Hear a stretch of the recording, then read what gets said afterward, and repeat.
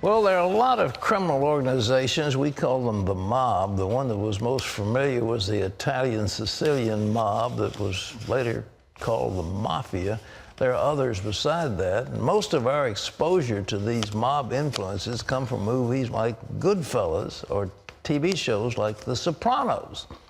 But Robert Borelli actually lived the life of a so-called wise guy, and he survived to tell about it. Robert Borelli was just a boy when he started running errands for local mobsters in Brooklyn, New York. He gained a reputation as a fierce fighter, and by the time he was 20, Robert was an up-and-coming star in the Gambino crime family, one of 5 families that dominated organized crime. Then Robert started using cocaine, which led to his eventual fall from the ranks of the mob. Later, it landed him in crack houses and eventually prison. In his book, The Witness, Robert shares the compelling story of his life in organized crime and how he broke free from the cycle of addiction. Well, please welcome to the 700 Club, Robert Borelli. Robert, good to have you with us. God bless you. What is a wise guy? Well, I was not a wise guy. I was an associate. Okay. Yeah, a wise guy would be somebody that was straightened out, a made man, somebody that's an official member of organized crime. Made means that you're untouchable, you're a special person? Yes, yes. You didn't get made? I didn't get made. What were you doing? I was an associate to somebody that was made. So I was kind of like the under. You were running errands for the mob or the Gambinos? What were you doing?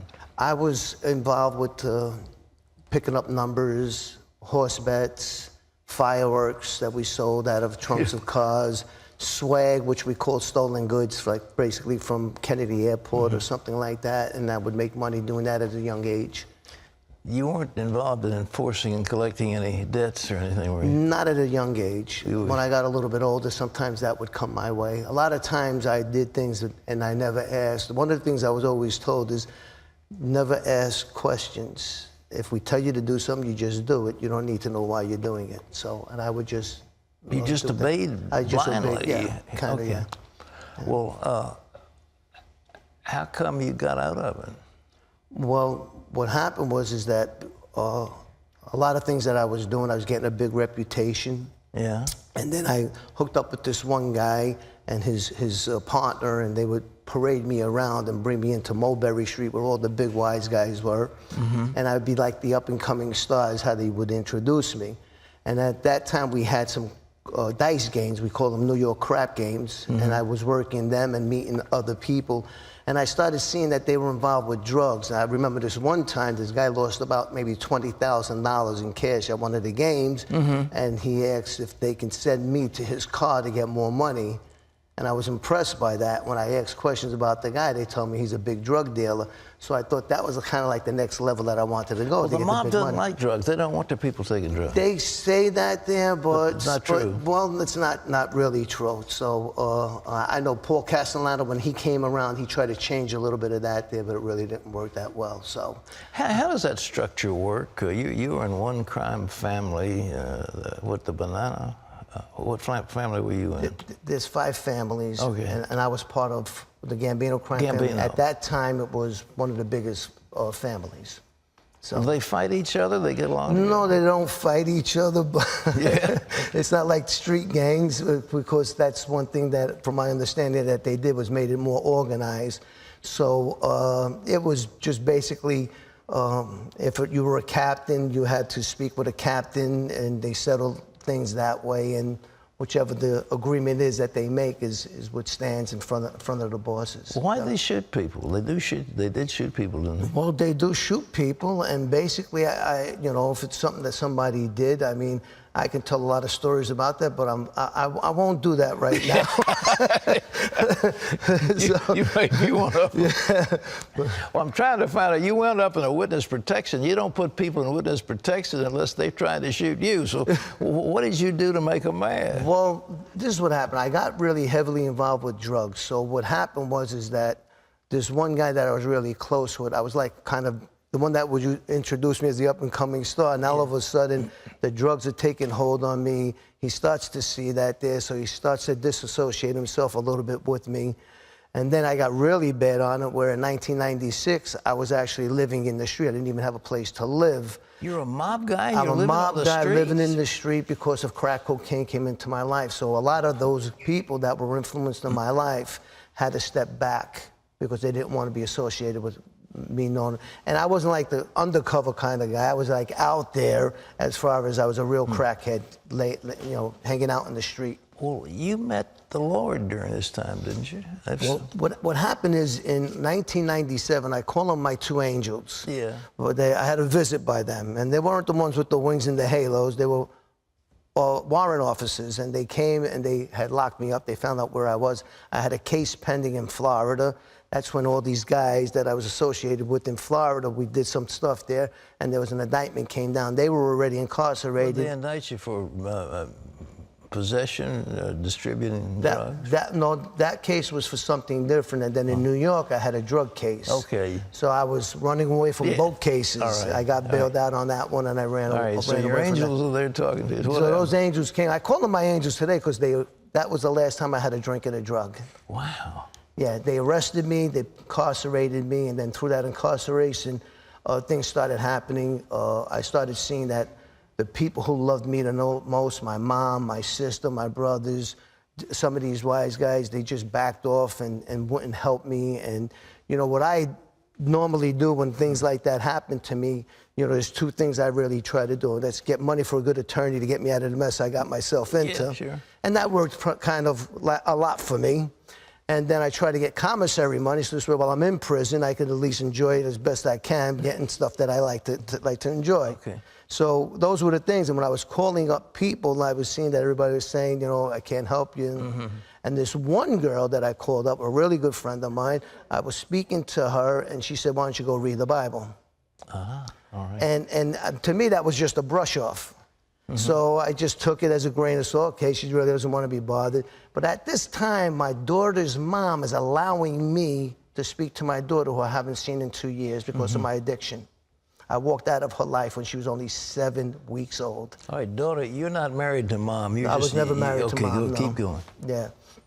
So now I'm talking to her, and she's crying. And I said, honey, why are you crying? She said, because why don't you come and see me? And it just kind of broke my heart because I'm not medicated. I don't have any drugs. There's no whiskey to drink. There's nothing for me to do but deal with all this shame and guilt. And it was just overwhelming. And I didn't want the people in Rikers Island to see me crying, so I ran back to my cell. And that's when I think the most powerful prayer I ever prayed. That was, God help me, because I asked God to either change me or have somebody in here kill me because I just didn't want to live with the pain no more. And then I remember what that girl said. So I was raised Roman Catholic, so I did my rosary, started praying. I said, God, if you're really real, then you need to change me or have somebody kill me. And God seen the latter because of his grace and mercy in my life. And just remember what that girl said. I started reading the Bible, and little by little, I mean, that became my life. And I was pursuing God the same way, in a sense, I was pursuing the drugs. Every day, every minute, I needed a little bit more of God in my life. And that's better than drugs, isn't it? Amen. There's no. Yes. Amen. Well, back to this witness protection. How come they put you in witness protection? Well, what happened was that, and it has got nothing to do with my faith at this time. Right. It's Robert's trapped in a corner. My reputation is down the drain. The mob guys are not gonna. I'm not gonna go anywhere with them anymore. The most I might do is get a couple of errands, but I'm never gonna go where I wanted to go because of my drug addiction. I'm not educated. I don't have any work. What would I do for a living? That's the only thing I really knew. So that wasn't happening to me, and I was afraid of the addiction, going back out there and living that life all over again. So I seen the government was trying to get me to testify against the case in Florida that we had against these guys, and I seen that as an opportunity to maybe get a new life. And I told them I would cooperate. And because of their statute, of what they usually do to people like guys like me, they decided that part of the deal would be that I testify and I go into the witness protection program. I do some time, but then after I'm released, I get a new identity. And this name you had, you picked that up off a TV show. Well, This is funny because after I got released from Sandstone, Minnesota back in '99, they bring you into a building and they kind of question you and they evaluate you on where they want to place you and what job might be good for you and all that there.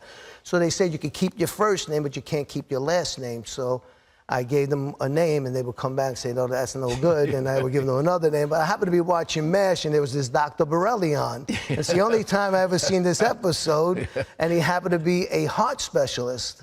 Oh, that's great. And if anybody needed a heart specialist, it was me. Yeah. And I just took the name and I said, well, let's go with Borelli. And you know, now I'm thinking about it, I should have said Dr. Borelli. Maybe I don't get a doctor's degree with it, but anyway, I used the name Borelli, and they went up and they came back and they said, okay, that's your name. So that's how I got my name. And you kept Borelli. I kept Borelli, yes. Yeah, that's a nice Italian name. Yeah, it's a nice Italian name. Listen, this book, tremendous. Witness. What are you doing now? You're out teaching people, preaching, training people? Back in a while, the people found out where I was living and through circumstances, and I got a little nervous, and I'm going to mention this here. You were the one that influenced me, and I'm not sure if you're aware of it. No. There's a friend of ours named Bill Dooner. Yes, sure. And Bill called you up and told you about my situation, and you said if he's serious about ministry, let him go to Christ for the Nations. Yeah. And I went to Christ for the Nations, and that was 12 years ago. And so they trained you how to be a minister. I trained there. I went to Criswell College for 1 year. It was a little tough on me, so I didn't stay long enough to get my bachelor's degree. But yeah, and then I just started sharing my testimony. Not so much because I wasn't able to at that time, because the government was still using me. But in you know, just the change of the life that I had, and then I did nursing home ministry for 13 years. And that was through the circumstance of my mom passing away. And I didn't know my mom passed away until 3 days after, because I was in the witness protection program and I wasn't allowed to even go to a funeral or anything. So where could somebody get in touch with you if they wanted you to come and there's speak? There's a website out there. There's Facebook. It's called facebook.com/thewitness. You could get me on that. There's robertborelli.com. It's another way of getting me, getting in touch with me. Well, Robert, it's a joy to see you, and thank God you're an evidence of God's grace, and I'm glad you never made it to be a wise guy, and that now you're one of God's angels. That's even better. Amen. Well, thank you, Pat. Thank you, brother. God bless you. Thank you. Robert Borelli, and the book's called Witness, ladies and gentlemen. You can get it where books are sold, and you can get hold of Robert on his website.